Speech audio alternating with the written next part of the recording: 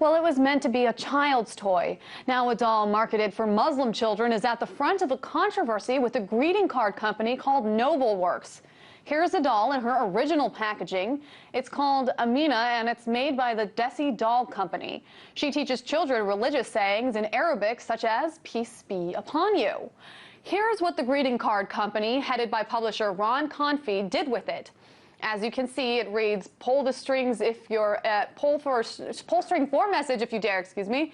She'll love you to death, and she'll blow your brains out." Now, on the inside, the card reads, "Hope your birthday was a blowout." And NobleWorks is not the only one that is actually using this doll. Here's what the Act for America group did with the doll.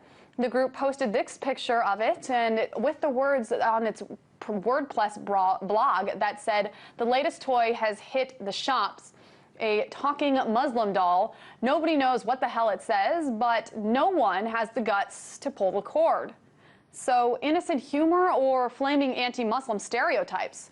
To discuss this, I'm joined by Ahmed Rehab, the executive director of CARE Chicago. Thank you so much for joining me. So, what was your initial reaction to seeing this greeting card?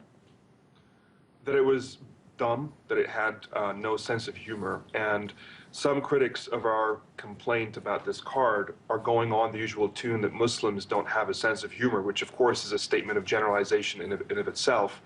But our position is this card is problematic because it lacks any sense of humor and instead is nothing but a blatant show of stereotypes and bigotry. Now, the greeting card company NobleWorks says this on its website: "Political humor, religion, and current events are among the themes to which NobleWorks gives a sick, provocative, and sometimes controversial spin. In fact, our other slogan is Dare to Laugh." I can only imagine folks and friends who receive to read our cards can help but wonder as to whether laughing is an appropriate thing to do. But as our motto goes, F them if they can't take a joke. So is this enough of an explanation? I mean, to be fair, NobleWorks makes fun of other religions and groups of people, and the company actually put out a card of Jesus mocking the Jewish faith. What is your response? Well, again, I mean, you look at this doll, and it looks like any normal doll that any normal little girl would play with. The only difference is that she has this pink, jolly-looking thing around her head, which is a hijab, a headscarf. And as a result of that only difference, they thought fit to suggest that this doll, and anybody, who wears something like this on their head, is a terrorist who would blow you up. And so if that's the pun, that's the punchline, that's a sense of humor. Sense of humor, I'm all for making fun of us. Please do, but do it with some intelligence, even a minimal degree of intelligence. That's what humor ought to have. But what's funny about saying this person is gay, he's going to give you AIDS, ha ha ha. Or this person is Jewish, he's going to take a pound of flesh off your body if you don't pay him back, ha ha ha. I mean, at what point is something like that funny? There ought to be something beyond the age-old, stereotypes and bigoted type of statements that is cause for humor. And this is something that's very primitive, grotesque, and extremely backward in its presentation. So where do we draw the line between free speech and hate speech, between humor and taking a joke too far? You don't. They have every right to do this, and I have every right to think it's pathetic and stupid and to call out attention to its stupidity. We're not planning on suing them anytime soon. I'm not planning on picketing their store anytime soon.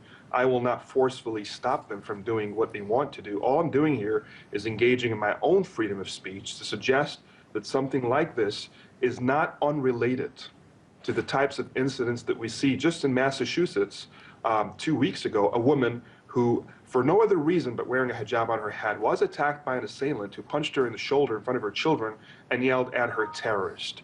Now, that individual made the same punchline, the same logic as the people who made this card. So my question to them is, do you think that attack is funny? Because it's the exact same punchline. Ahmed, we only have 1 minute left, but I've heard critics say that anti-Muslim sentiment does not exist in this country anymore. Quickly, your reactions. Well, in my day job, I'm receiving complaints of hate crimes. Just in Illinois, where we live and work, there were multiple incidents of mosque vandalization and even shooting at a mosque. Instances of women who, for example, at a McDonald's was sitting with their children will be attacked and their hijab ripped off and yelled terrorist at. These type of incidents, we don't need to wait for some kind of massacre or some kind of, major fatal incident to suggest that Islamophobia exists.